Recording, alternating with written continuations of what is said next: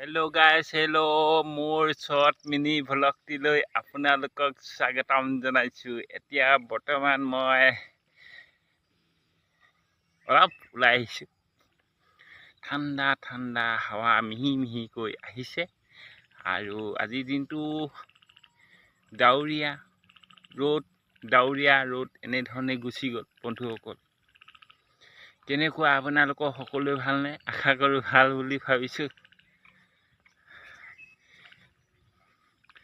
এতিয়া ৰাস্তাৰে পোনে পোনে আহি আছোঁ। আমাৰ গাঁৱৰ মানুহে প্ৰায় ঠাইতে জাল চাল মাৰি মাছ চাছ ধৰে আৰু গধূলি সময়ত অলপমান খোজ নাকাঢ়িলে কিবা মনটোৱে ভাল নালাগে আৰু খুব সুন্দৰকৈ খোজকাঢ়ি যায়। একেবাৰে খালী ভৰিৰে খোজকাঢ়িব লাগে সকলো সময়তে, তেতিয়া ভাল।